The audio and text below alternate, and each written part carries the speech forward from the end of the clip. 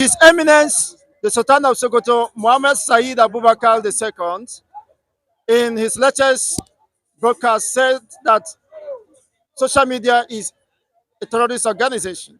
Your take on this development? Correct, I think Mr. Chigozie is that. In fact, you see, it's really funny to be hearing a sultanate head of all the emirs. That's the meaning of sultan. No, the sultan is the head of all the emirs in the north.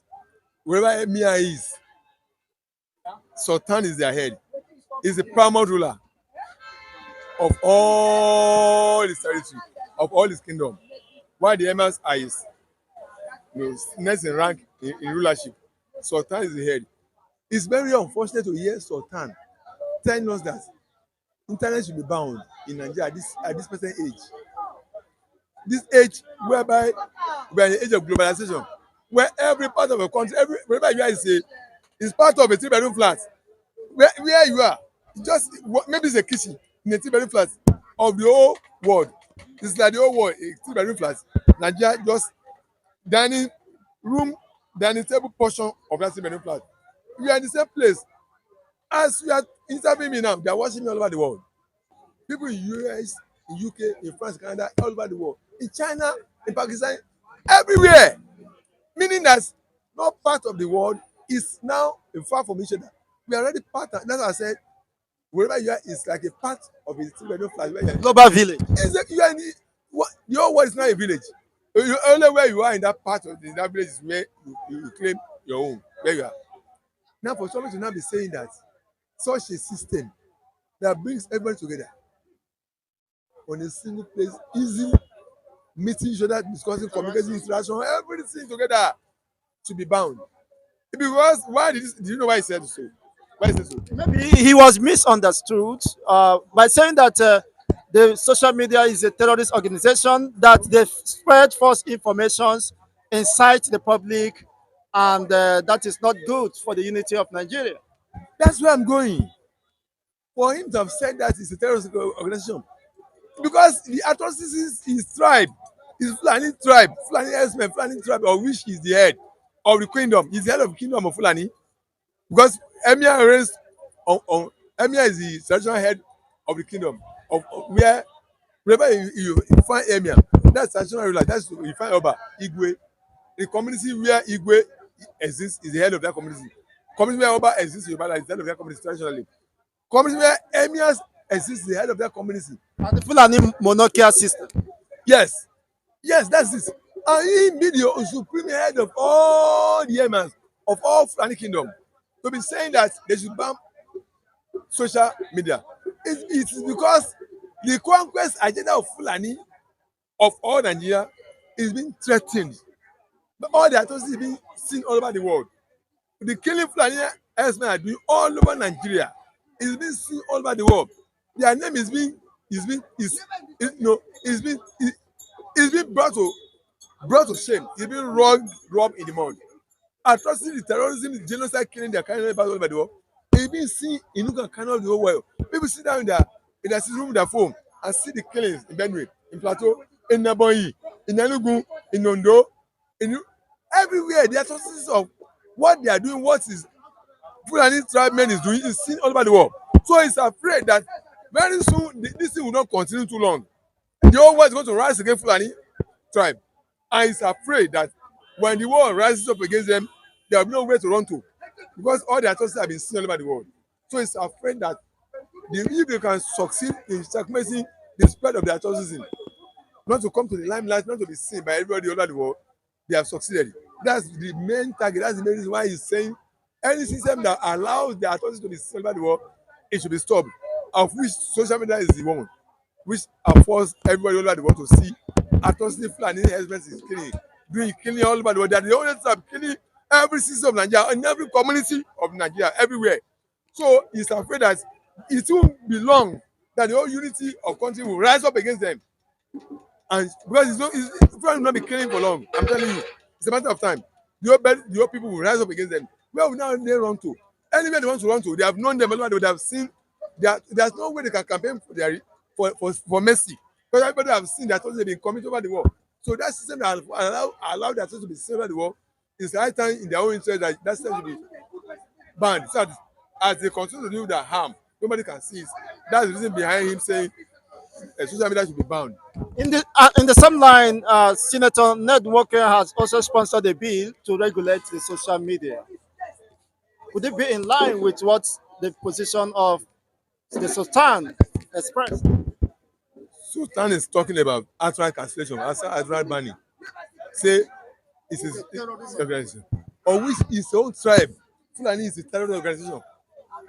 If somebody is sponsoring bill to regulate, what are the terms of regulation? Is bringing on board? Is it checkmating that the truth must not be told? Is it saying that falsehood should not be enthroned? If the bill is to eliminate falsehood, okay, that what you are not sure, what you know you, you don't have any reason, any fuss about, you don't just put on social media and then become a trouble and become a wildfire that spread and consume everybody. If the bill is aiming at curtailing excesses, falsehood, falsification, that's very good. But if the bill is, I doubt that man will not bring a bill that will curtail the goodness, the passivity of social media. I'm sure he will not do that. Maybe he's going to bring up a bill that will checkmate falsehood, adulteration, recklessness, excesses, abuses. If this is what that bill will entail, will come and address. It's okay. No, such things should not even be allowed to stand in the society in the first place. Falsehood, you know, excesses, exaggerations, falsehood, everything that's negative should not be allowed to say. If the bill will express, ensure that it's okay. Now, the president of Arewa Youth Forum has called on very dark man to apologize to the Sultan of Sokoto for his for expressing his own perspective regarding that uh, statement of Sultan of Sokoto that social media is not a terrorist organization. They have asked him to tender apology to Sultan in 48 hours. That man who was asked to tender apology to Nigeria should stand his ground. Is it Sultan of Sokoto? Is it because we have not stood against Fulani thing that anywhere in this country? Is it because we have not stood against them? Is it because we have not risen up against them? By the time we rise up against Fulani, what's the problem of Fulani in Nigeria now? Even the north. It's because our standard position has been trading us, using us to trade with Fulani for political gains, for political interest.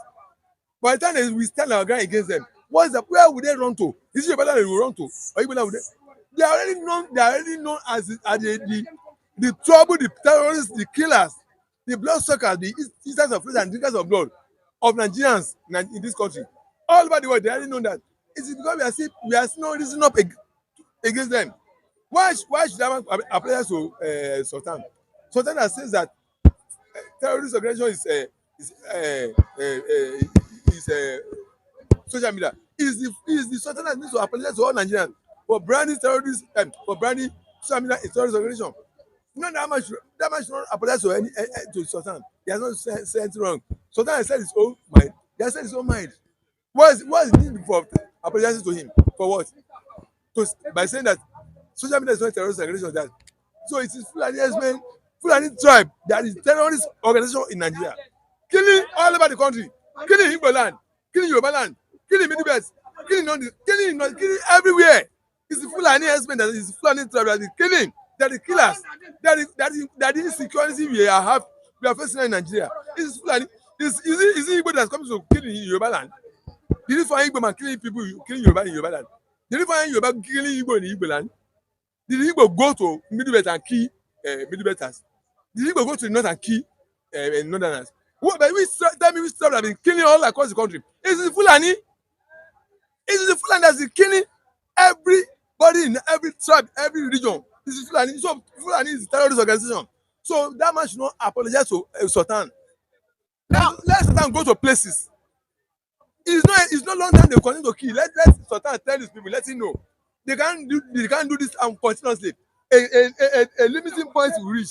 They will get to a final point one day. And where the all people will rise up and defend their land against them. Sultan of Sokoto, His Eminence exonerated himself that he is The killers squads across Nigeria are unknown.